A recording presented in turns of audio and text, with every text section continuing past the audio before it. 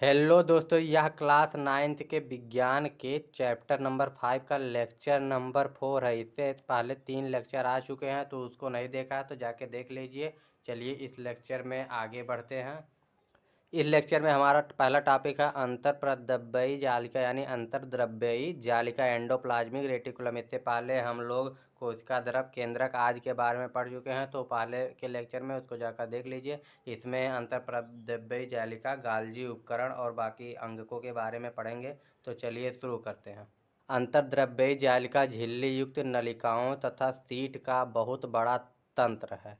यानी जो अंतर्प्रद्रव्ययी यानी अंतर्द्रव्ययी जालिका एंडोप्लाज्मिक रेटिकुलम होता है, वह झिल्ली युक्त नलिकाओं तथा सीट का बहुत बड़ा तंत्र है। ये लंबी नलिका अथवा गोल या आयताकार थैली, ये जो लंबी नलिकाएं होती हैं, एक गोल अथवा आयताकार थैली जिन्हें पुट्टिका कहते हैं की तरह दिखाई देती हैं। अंतर्प्रद्रव्ययी यानी अंतर्द्रव्ययी जालिका की रचना भी प्लाज्मा झिल्ली के समरूप होती है। अंतर्द्रव्ययी जो जालिका होती हैं उनकी रचना जो होती है वो प्लाज्मा झिल्ली यानी जो कोशिका झिल्ली होती है उसके समरूप यानी उसके समान ही कुछ कुछ होती है। अंतर्द्रव्ययी जालिका दो प्रकार की होती हैं। अब जो एंडोप्लाज्मिक रेटिकुलम होता है दो प्रकार की होती हैं। पहला है खुरदरी अंतर्द्रव्ययी जालिका यानी आरईआर यानी रफ एंडोप्लाज्मिक रेटिकुलम, तथा चिकनी अंतर्प्रद्रव्ययी जालिका यानी एसईआर यानी सॉफ्ट एंडोप्लाज्मिक रेटिकुलम। तो दो प्रकार की अंतर्प्रद्रव्ययी जालिका होगी, पहली खुरदरी अंतर्प्रद्रव्ययी जालिका, दूसरी चिकनी अंतर्प्रद्रव्ययी जालिका। अब आरईआर यानी रफ एंडोप्लाज्मिक रेटिकुलम सूक्ष्मदर्शी से देखने पर खुरदरी दिखाई पड़ती है। यानी जब सूक्ष्मदर्शी से अंतर्प्रद्रव्ययी जालिका को देखा जाता है तो जो रफ एंडोप्लाज्मिक रेटिकुलम होता है ये खुरदरी दिखाई देती है, क्योंकि इस पर राइबोसोम होता है। और ये जो अंतर्प्रद्रव्ययी जालिका होती है इस पर राइबोसोम के कण होते हैं, इसलिए ये खुरदरी दिखाई देती हैं। राइबोसोम पर प्रोटीन संश्लेषण होता है और जो राइबोसोम होता है उस पर प्रोटीन का संश्लेषण होता है। और आरईआर तैयार प्रोटीन को आवश्यकतानुसार ईआर के द्वारा, और जो रफ एंडोप्लाज्मिक रेटिकुलम होता है और जो तैयार प्रोटीन होती है उसको एंडोप्लाज्मिक रेटिकुलम के द्वारा कोशिका के अन्य भागों में भेज देता है। एसईआर वसा अथवा लिपिड, और जो स्मूथ एंडोप्लाज्मिक रेटिकुलम होता है वह वसा अथवा लिपिड अणुओं के बनने में सहायता करती है। जो एसईआर वसा तथा लिपिड अणुओं के बनने में सहायता करती है, यह कोशिकीय क्रियाओं के लिए बहुत महत्वपूर्ण है। और जो वसा तथा लिपिड के अणु है इनका बनना कोशिकीय क्रियाओं के लिए बहुत महत्वपूर्ण है। कुछ प्रोटीन तथा वसा कोशिका झिल्ली को बनाने में सहायक होते हैं, और जो कुछ प्रोटीन होते हैं और वसा होते हैं एक कोशिका झिल्ली को बनाने में सहायता करते हैं। तब इम्पॉर्टेंट पॉइंट है, याद रखिएगा। इस क्रिया को झिल्ली जीवात जनन कहते हैं। यानी जो कुछ प्रोटीन तथा वसा जो झिल्ली कोशिका झिल्ली को बनाते हैं, इस प्रक्रिया को यानी प्रोटीन तथा वसा द्वारा कोशिका झिल्ली के बनने की जो प्रक्रिया होती है उसे झिल्ली जीवात जनन कहते हैं। बहुत इंपॉर्टेंट पॉइंट है, इसको याद रखिएगा। कुछ अन्य प्रोटीन तथा वसा एंजाइम एवं हार्मोन की भांति कार्य करते हैं, और जो कुछ अन्य प्रोटीन तथा वसा होते हैं वो एंजाइम और हार्मोन की भांति कार्य करते हैं। यद्यपि विभिन्न कोशिकाओं में ईआर भिन्न रूपों में दिखाई देते हैं, परंतु सदैव एक जालिका तंत्र का निर्माण करते हैं। यद्यपि विभिन्न कोशिकाओं ने अलग अलग कोशिकाओं में एंडोप्लाज्मिक रेटिकुलम भिन्न भिन्न रूपों में दिखाते हैं, परंतु सदैव जालिका तंत्र में ही कार्य, मतलब उनका कार्य वही होता है, चाहे वो किसी भी रूप में दिखाई दे उनका कार्य वही होता है। चलिए ये देखिए एक जंतु कोशिका है। अब इसमें दिखा देते हैं कि एंडोप्लाज्मिक रेटिकुलम कहाँ पे पाया जाता है, और खुरदरी अंतर्प्रद्रव्ययी जालिका क्या होती है, और चिकनी अंतर्प्रद्रव्ययी जालिका क्या होती है। तो ये जो केंद्रक है इसके चारों ओर ये जो भित्तियाँ दिखाई दे रही हैं यही सब एंडोप्लाज्मिक रेटिकुलम हैं। यही सब जो केंद्रक के चारों ओर हैं भित्तियाँ, यही सब एंडोप्लाज्मिक रेटिकुलम है। और जो इस पे छोटी छोटी बिंदी आपको दिखाई दे रही यही राइबोसोम है। इसी कारण इन्हें रफ एंडोप्लाज्मिक रेटिकुलम यानी खुरदरी अंतर्प्रद्रव्ययी जालिका कहते हैं। तो ये जंतु कोशिका का चित्र हो गया। चलिए आगे बढ़ते हैं। इस प्रकार ईआर का एक कार्य कोशिका द्रव्य के विभिन्न क्षेत्रों के मध्य अथवा कोशिका द्रव्य के विभिन्न क्षेत्रों तथा केंद्रकों के मध्य पदार्थों के परिवहन के लिए नलिका के रूप में कार्य करना है। यानी इस प्रकार जो ईआर एंडोप्लाज्मिक रेटिकुलम का कार्य है वह कोशिका द्रव्य के विभिन्न क्षेत्र, जो कोशिका द्रव्य होता है उसके विभिन्न क्षेत्रों के मध्य अथवा कोशिका द्रव्य के विभिन्न क्षेत्रों यानी कोशिका द्रव्य के विभिन्न क्षेत्रों के बीच में या कोशिका द्रव्य के विभिन्न क्षेत्रों तथा केंद्रक के मध्य पदार्थों यानी जो मुख्यतः प्रोटीन होती है के परिवहन के लिए नलिका के रूप में कार्य करना है। यानी परिवहन जो होती है प्रोटीन का परिवहन हुआ, इसके लिए नलिका का कार्य करते हैं। और ईआर कोशिकाओं की कुछ जैव रासायनिक क्रियाओं के लिए कोशिका द्रव्यी ढांचे का भी कार्य करती है। और एंडोप्लाज्मिक रेटिकुलम यानी जो अंतर द्रव्यी जालिका होती है वह कोशिका की कुछ जैविक यानी जैव रासायनिक क्रियाओं के लिए कोशिका द्रव्यी ढांचे का कार्य भी करती है। एक वर्ग के जंतु जिन्हें कशेरुकी भी कहते हैं, अध्याय 7 में इसको देखेंगे कि कशेरुकी किसे कहते हैं, कशेरुकी किसे कहते हैं, कि यकृत की कोशिकाओं में एसईआर यानी जो स्मूथ एंडोप्लाज्मिक रेटिकुलम होता है विष अथवा दवा को निराविषीकरण करने में महत्वपूर्ण भूमिका निभाते हैं। यानी जो कशेरुकी जंतु होते हैं जिसमें हम सब भी आते हैं में यकृत की कोशिकाओं में विष तथा दवा के निराविषीकरण यानी जो विष होती है उसको निरस्त करने में यानी विष का जो प्रभाव उसको हटाने में एसईआर महत्वपूर्ण भूमिका निभाता है। तो ये सब याद रखिएगा। चलिए आगे बढ़ते हैं। अगला टॉपिक है गाल्जी उपकरण। तो गाल्जी उपकरण कैमिलियो गाल्जी द्वारा वर्णित थी। जो कैमिलियो गाल्जी थे इन्होंने इसका वर्णित गाल्जी उपकरण झिल्ली द्वारा चपटी पुस्तिकाओं का एक तंत्र होता है। यानी कैमिलियो गाल्जी ने बताया कि गाल्जी उपकरण झिल्ली युक्त चपटी पुस्तिकाओं का एक तंत्र होता है यानी एक सिस्टम होता है जो एक दूसरे के ऊपर समांतर रूप से सजी हुई होती है। अभी चित्र में आप लोगों ने देखा ना, एक यहाँ पे है तो एक ऐसे मतलब एक दूसरे के ऊपर समांतर रूप से सजी होती हैं जिन्हें कुंडिका कहते हैं। इन झिल्लियों का संपर्क ईआर यानी एंडोप्लाज्मिक रेटिकुलम जो होता है इन झिल्लियों से होता है और इसलिए जटिल कोशिकीय झिल्ली तंत्र एक के दूसरे भाग को बनाती हैं और इसलिए ये जटिल कोशिकीय झिल्ली तंत्र जो होता है उसके दूसरे भाग को ईआर बनाती हैं। अब ये देखिए जंतु कोशिका का पादप कोशिका का एक फिगर है, इसको थोड़ा जूम करके देख लीजिए। ये हो गया खुदरी अंतःप्रद्रव्य जालिका, यहाँ पे देखिए ये होगा लाइसोसोम, ये होगा चिकनी अंतःप्रद्रव्य जालिका, इस पर राइबोसोम नहीं है। तो राइबोसोम और लाइसोसोम ये दो चीज़ें होती हैं, इसको ध्यान रखिएगा। ये लाइसोसोम है और राइबोसोम है। हरित लवण क्लोरोप्लास्ट या थाइरोक्लोरिस द्वारा प्रदर्शित करते हैं। केंद्रक हो गया, गाल्जी उपकरण हो गया, केंद्रीय झिल्ली हो गया, प्लाज्मा झिल्ली हो गया, बाह्य कोशिका भित्ति हो गया, माइटो यानी एक पादप कोशिका है तो इसमें कोशिका भित्ति भी पाई जाएगी। राइबोसोम हो गया, कोशिका द्रव्य हो गया जो हरे तो कोशिका द्रव्य हरित लवक या क्लोरोप्लास्ट हो गया। ईआर में संश्लेषित पदार्थ गाल्जी उपकरण में पैक किए जाते हैं। यानी एंडोप्लाज्मिक जो रेटिकुलम होता है उसमें संश्लेषित पदार्थ गाल्जी उपकरण में पैक किए जाते हैं और उन्हें कोशिका के बाहर तथा अंदर विभिन्न क्षेत्रों में भेज दिया जाता है। इस कार्य में शामिल हैं पुट्टिका के पदार्थों को संचयन तथा रूपांतरण तथा बंद करना। अब देखिए ईआर संश्लेषित पदार्थ गाल्जी उपकरण में पैक किए जाते हैं। यानी ईआर जो संश्लेषित पदार्थ का संश्लेषण करता है वो गाल्जी उपकरण में आके उसका पैकिंग होता है और उन्हें कोशिका के बाहर तथा अंदर विभिन्न क्षेत्रों में भेज दिया जाता है और इसके बाद उसको कोशिका के बाहर और अंदर विभिन्न क्षेत्रों में भेज दिया जाता है। इस कार्य में शामिल हैं और ये जो इसमें कार्य होता है वो है पुट्टिका के पदार्थों का संचयन, पुट्टिका के पदार्थों का रूपांतरण और उन्हें बंद करना। इतने कार्य इसमें सम्मिलित हैं। कुछ परिस्थिति में गाल्जी उपकरण में सामान्य शक्कर से जटिल शक्कर बनती हैं। गाल्जी उपकरण के द्वारा लाइसोसोम को भी बनाया जाता है और जो गाल्जी उपकरण होता है उसके द्वारा ही लाइसोसोम को बनाया जाता है। तो इतना कार्य गाल्जी उपकरण का है, इसको नोट कर लीजिए, चाहे याद कर लीजिए चाहे जैसे इसको याद कर लीजिए, बहुत इंपॉर्टेंट है। अब इसके बाद आता है लाइसोसोम। संरचनात्मक दृष्टि से लाइसोसोम में झिल्ली से घिरी हुई संरचना होती है जिसे पाचक एंजाइम कहते हैं। अब पूछ लिया जाए कि पाचक एंजाइम किसे कहते हैं, तो संरचनात्मक दृष्टि से लाइसोसोम में झिल्ली में घिरी हुई संरचना होती है। यानी जो लाइसोसोम होती है, लाइसोसोम में झिल्ली से घिरी संरचना होती है जिसे पाचक एंजाइम कहते हैं और ये RER यानी रफ एंडोप्लाज्मिक रेटिकुलम इन एंजाइमों को बनाते हैं। लाइसोसोम कोशिका का अवशिष्ट निपटाने वाला तंत्र। लाइसोसोम जो होता है, जो कोशिका में अवशिष्ट पदार्थ होते हैं, CO2 हुआ या अन्य अवशिष्ट पदार्थ हुए, उनको इन निपटाने यानी उसको कोशिका से बाहर करने का कार्य करता है।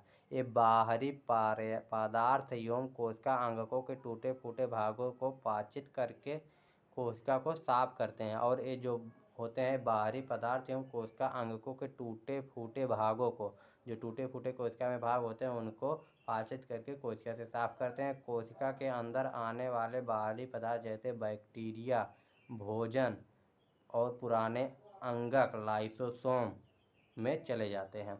जो कोशिका के अंदर आने वाले बाहरी पदार्थ होते हैं, चाहे वो बैक्टीरिया हुआ, भोजन हुआ, पुराने अंगक हुए, लाइसोसोम में वो सभी चले जाते हैं जो उन्हें छोटे छोटे टुकड़ों में तोड़ देता है। और जो बाहर से पदार्थ जाते हैं, चाहे बैक्टीरिया हुआ, भोजन हुआ या पुराने अंगक, सभी लाइसोसोम में जाते हैं और लाइसोसोम उन्हें छोटे छोटे टुकड़ों में तोड़ देता है। लाइसोसोम में बहुत शक्तिशाली पाचककारी एंजाइम होते हैं। अब ये पूछा जाता है लाइसोसोम कार्य कैसे करता है, तो यही सब है कि जब कोशिका के अंदर बैक्टीरिया, भोजन या पुराने अंगक जाएंगे तो उन्हें छोटे छोटे टुकड़ों में तोड़ देगा। उसके बाद लाइसोसोम में बहुत शक्तिशाली पाचनकारी एंजाइम होते हैं जो जटिल पदार्थों को तरल पदार्थों में तोड़ते हैं, जो जटिल पदार्थों को सरल पदार्थों में तोड़ देते हैं।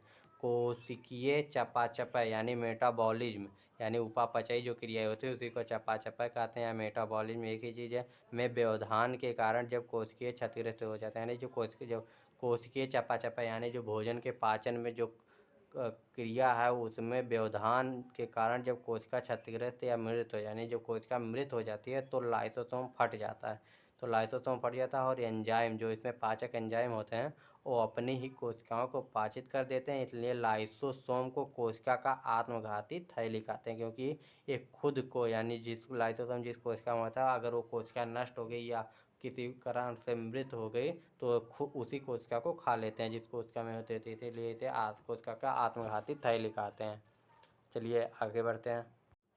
चलिए कैमिलो गाल्जी एक वैज्ञानिक थे, उनके बारे में थोड़ा देख लेते हैं। कैमिलो गाल्जी का जन्म 7 जुलाई 1843 को ब्रेसिका के समीप कोरटनो में हुआ था। उन्होंने पाविका विश्वविद्यालय में मेडिसिन का अध्ययन किया। 1865 में स्नातक के बाद उन्होंने पाविया में सेंटा मेटियो के अस्पताल में अध्ययन जारी रखा। उस समय उनकी सारी खोज तंत्रिका तंत्र से संबंधित थी। 1872 में उन्होंने बिया ट्रेगेसा के एक दीर्घकालिक रोग के अस्पताल में मुख्य चिकित्सा पदाधिकारी का पदभार ग्रहण किया। उन्होंने सबसे पहले अपनी खोज इस अस्पताल के किचन में तंत्रिका तंत्र पर किया। उन्होंने इस छोटी सी किचन को प्रयोगशाला बना लिया। उनका सबसे महत्वपूर्ण कार्य यह था कि उन्होंने अकेली तंत्रिका तथा कोशिका रचनाओं को अभिरंगित करने से क्रांतिकारी विधि प्रदान की। इस विधि को ब्लैक रिएक्शन के नाम से जाना जाता। अब क्वेश्चन पूछा जाएगा कि ब्लैक रिएक्शन किसने दिया था, तो कैमिलो गाल्जी ने दिया था। तो इस विधि में उन्होंने सिल्वर नाइट्रेट के तन घोल, और इस ब्लैक रिएक्शन में होता क्या है, तो यही होता है कि उसमें सिल्वर नाइट्रेट के तन घोल का उपयोग किया था। और विशेषता यह कोशिकाओं की कोमल शाखाओं की प्रक्रियाओं का मार्ग पता लगाने में महत्वपूर्ण था। सारा जीवन वह इसी दिशा में कार्य करते रहे और इस विधि में सुधार लाते रहे। गाल्जी ने अपने शोध के लिए उच्चतम उपाधि तथा पुरस्कार प्राप्त किए। इन सन 1906 में इन्होंने सैंटियागो रैमिनो कजाल के साथ संयुक्त रूप से तंत्रिका तंत्र के संरचनाकार करने के लिए नोबेल पुरस्कार, यानी नोबेल पुरस्कार कब दिया गया था, 1906 ईस्वी में सम्मानित किया गया। इन्हें 1906 ईस्वी में नोबेल पुरस्कार से सम्मानित किया गया, इसको याद रखिएगा। अब जो लाइसोसोम होता है उसकी हिंदी होती है लयनकाय, इसको याद रखिएगा। लाइसोसोम को ही लयनकाय कहते हैं और इस लयनकाय के कार्य निम्नलिखित हैं। तो पहला कार्य देख लेते हैं। लाइसोसोम में बहुत शक्तिशाली पाचनकारी एंजाइम होते हैं जो हम लोग पहले देख ही चुके हैं, जो जटिल पदार्थों को तरल पदार्थों में तोड़ते हैं। जो पाचनकारी एंजाइम होते हैं यही जटिल पदार्थों को तरल पदार्थों में तोड़ते हैं। नंबर दूसरा है कोशिका के अंदर आने वाले बाहरी पदार्थ जैसे बैक्टीरिया अथवा भोजन अथवा पुराने अंगक लयनकाय में चले जाते हैं जो उन्हें छोटे छोटे टुकड़ों में तोड़ देता है। इसको भी देख चुके हैं कि कोशिका में जो कोशिका चाहे मृत हो गई या कोई बाहरी पदार्थ या बैक्टीरिया चले गए तो उसको ये छोटे छोटे पदार्थों में तोड़कर पाचित कर लेता है। नंबर तीसरा, एक कोशिका में प्रवेश करने वाले सूक्ष्म जीवों व कणों का पाचन कर लेता है। नंबर चौथा हो गया, ये उपवास या रोग के समय शरीर को पोषण देते हैं। और लयनकाय यानी जो लयनकाय होते हैं, सॉरी अगर दिखाई नहीं दे रहा है तो उसके लिए माफ़ कीजिएगा, इसको सुन लीजिए। ये उपवास यानी जब हम व्रत रहते हैं, रोग के समय शरीर यानी जो हम रोगी हो जाते हैं, मतलब कोई हमें रोग हो जाता है और हम खाना नहीं खा पाते हैं, तो शरीर को पोषण यही देता है। नंबर 5, शुक्राणु इन्हीं के कारण अंडाणु में प्रवेश करता है। और यही होते हैं जो अंडाणु होता है शुक्राणु के भेद में यही मदद करते हैं। शुक्राणु जो होते हैं, शुक्राणु में यही पाया जाता है, जिसके कारण शुक्राणु अंडाणु को आसानी से भेद पाते हैं। अब इसको उच्च क्लास में आप आसानी से पढ़ेंगे। तो चलिए आगे बढ़ते हैं। अगला टॉपिक हमारा है, अगला हमारा टॉपिक है माइटोकॉन्ड्रिया। तो माइटोकॉन्ड्रिया कोशिका का बिजली घर कहा जाता है, यानी पावर हाउस। कोशिका का पावर हाउस किसे कहते हैं? तो इसे माइटोकॉन्ड्रिया को कहते हैं। इसको याद रखिएगा। माइटोकॉन्ड्रिया दोहरी झिल्ली से बनी होती है। माइटोकॉन्ड्रिया जो होती है दोहरी झिल्ली से बनी होती है। बाहरी झिल्ली छिद्रित होती है और जो इसकी बाहरी झिल्ली होती है वो छिद्रित होती है। और भीतरी झिल्ली बहुत अधिक वलित होती है। ये वलय एटीपी बनाने वाली रासायनिक, एटीपी का फुल फॉर्म होता है एडेनोसिन ट्राइफॉस्फेट। तो एटीपी बनाने वाली रासायनिक क्रियाओं के क्षेत्र में को बड़ा बनाती है। और जो ये वलय होता है ये एटीपी बनाने वाली रासायनिक क्रियाओं के क्षेत्र को बड़ा बनाती है। एटीपी एक प्रकार की ऊर्जा होती है जो कोशिका में उपयोग की जाती है। तो इसके एटीपी जो बनाती है उसके क्षेत्र को बड़ा कर देते हैं। जीवन के लिए आवश्यक विभिन्न रासायनिक क्रियाओं को करने के लिए माइटोकॉन्ड्रिया एटीपी के रूप में ऊर्जा प्रदान करती है। और जीवन के लिए आवश्यक जो विभिन्न रासायनिक क्रियाएं होती हैं उनको करने के लिए माइटोकॉन्ड्रिया एटीपी के रूप में ऊर्जा प्रदान करते हैं। एटीपी कोशिकाओं की ऊर्जा है। अब यहाँ पे देखिए बताया भी गया कि एटीपी जो है वो कोशिकाओं की ऊर्जा है। शरीर नए रासायनिक यौगिकों को बनाने तथा यांत्रिक कार्य के लिए एटीपी में संचित ऊर्जा का उपयोग करता है। और जो हमारा शरीर होता है वो नए रासायनिक यौगिकों को बनाने तथा यांत्रिक कार्य करने के लिए एटीपी में संचित ऊर्जा का ही उपयोग करता है। माइटोकॉन्ड्रिया बहुत अद्भुत अंग है क्योंकि इसमें उसका अपना डीएनए तथा राइबोसोम होता है। और जो माइटोकॉन्ड्रिया होता है उसमें इसका खुद का डीएनए और राइबोसोम होता है। अतः माइटोकॉन्ड्रिया में कुछ प्रोटीन स्वयं बनते हैं, यानी माइटोकॉन्ड्रिया में भी प्रोटीन बनते हैं। अब आप लोगों को एक चीज़ ध्यान दिया होगा कि जो डीएनए होता है या तो केंद्रक में पाया जाता है या तो माइटोकॉन्ड्रिया में पाया जाता है। बस यही दो जगहों पर पाया जाता है और कहीं पर नहीं पाया जाता है। तो चलिए अगला टॉपिक है प्लेटिस्ड। तो प्लेटिस्ड जो होता है वो केवल पादप कोशिकाओं में स्थित होते हैं। प्लेटिस्ड दो प्रकार के होते हैं, क्लोरोप्लास्ट जो रंगीन प्लेटिस्ड है और जो ल्यूकोप्लास्ट एक होता है वो श्वेत या रंगीन होता है। जिस क्रोमोप्लास्ट में क्लोरोफिल वर्णक होते हैं उन्हें क्लोरोप्लास्ट कहते हैं। अब क्लोरोप्लास्ट किसे कहते हैं? तो जिस क्रोमोप्लास्ट में क्लोरोफिल वर्णक, जो क्लोरोफिल होता है वो वर्णक पाया जाता है उसे क्लोरोप्लास्ट कहते हैं। तो प्लेटिस्ट जो होता है दो प्रकार का होता है, क्रोमोप्लास्ट और ल्यूकोप्लास्ट। और जिस क्रोमोप्लास्ट जो पहला प्रकार है क्रोमोप्लास्ट जो रंगीन प्लेटिस्ट है, तो उसमें जो क्रोमोप्लास्ट में क्लोरोफिल पाया जाता है उसे क्लोरोप्लास्ट कहते हैं। पौधों में क्लोरोप्लास्ट प्रकाश संश्लेषण के लिए बहुत आवश्यक है। ये तो आप लोग जानते हैं कि पौधों में क्लोरोप्लास्ट के द्वारा ही प्रकाश संश्लेषण की क्रिया संपन्न होती है। तो क्लोरोप्लास्ट बहुत महत्वपूर्ण है। क्लोरोप्लास्ट में क्लोरोफिल के अतिरिक्त विभिन्न पीले अथवा नारंगी रंग के वर्णक भी होते हैं। ल्यूकोप्लास्ट प्राथमिक रूप से अंगक है जिसे स्टार्च, तेल तथा प्रोटीन जैसी पदार्थ संचित होते हैं। अब जो ल्यूकोप्लास्ट होता है प्राथमिक रूप से अंगक है। जो ल्यूकोप्लास्ट है प्राथमिक अंगक है जिसमें स्टार्च, तेल तथा प्रोटीन जैसे पदार्थ संचित होते हैं। अब तो यहाँ पे क्या क्या मिला? प्लेटिस्ट एक पादप कोशिका, केवल पादप कोशिकाओं में पाया जाता है। प्लेटिस्ट दो प्रकार का होता है, क्रोमोप्लास्ट तथा ल्यूकोप्लास्ट। अब क्रोमोप्लास्ट जिसमें क्लोरोफिल वर्णक पाया जाता है उसे क्लोरोप्लास्ट कहते हैं। और क्लोरोप्लास्ट प्रकाश संश्लेषण में मदद करता है। और क्लोरोप्लास्ट में क्लोरोफिल अगर नहीं पाया जाता हो तो उसमें विभिन्न प्रकार के पीले या नारंगी वर्णक पाए जाएंगे। ल्यूकोप्लास्ट प्राथमिक रूप से अंगक है जिसमें स्टार्च, तेल तथा प्रोटीन जैसे पदार्थ संचित होते हैं। क्लोरोप्लास्ट की भीतरी रचना में बहुत सी झिल्ली वाली परतें होती हैं जो स्ट्रोमा में स्थित होती हैं। अब जो क्लोरोप्लास्ट होता है उसकी भीतरी रचना में बहुत सी झिल्ली वाली परतें होती हैं जो स्ट्रोमा एक अंग होता है पत्तियों का में स्थित होती हैं। प्लेटिस्ड बाह्य रचना में माइटोकॉन्ड्रिया की तरह होते हैं। माइटोकॉन्ड्रिया की तरह प्लेटिड में भी अपना डीएनए तथा राइबोसोम होता है। यानी माइटोकॉन्ड्रिया की तरह ही प्लेटिस्ट में भी अपना डीएनए और राइबोसोम होता है। अब एक बात देख लीजिए, डीएनए 3 जगह पर पाया जाता है, केंद्रक में, माइटोकॉन्ड्रिया में और पादप कोशिकाओं के प्लेटिस्ट में। यही 3 जगह पर डीएनए कोशिका में पाया जाएगा और कहीं पर भी नहीं पाया जाएगा। इसको आज ही एकदम कान खोलकर सुन लीजिए। तो प्लेटिस्ट 2 प्रकार का होता है, एक क्रोमोप्लास्ट और एक ल्यूकोप्लास्ट, और जिसमें क्लोरोफिल वर्णक पाया जाएगा वो उस क्रोमोप्लास्ट को क्लोरोप्लास्ट कहते हैं। और क्लोरोप्लास्ट प्रकाश संश्लेषण में सहायक होता है। यही सब है। और माइटोकॉन्ड्रिया के अतिरिक्त प्लेटिस्ट में भी डीएनए तथा राइबोसोम पाया जाता है। ये सब एकदम नोट कर लीजिए और इसको ध्यान में रखिएगा। ये अब यहीं तक, अब मिलते हैं अगले लेक्चर में, और तब तक के लिए बाय बाय, टेक केयर। अगले लेक्चर में राजधानी और कोशिका विभाजन 2 टॉपिक बचा हुआ है, इसको बता देंगे। उसके बाद ये चैप्टर कंप्लीट हो जाएगा। और जहाँ पे भी आपको दिक्कत हो उसको कमेंट करके पूछ लीजिए। मिल रहे हैं, bye bye, take care, see you tomorrow. जय हिंद।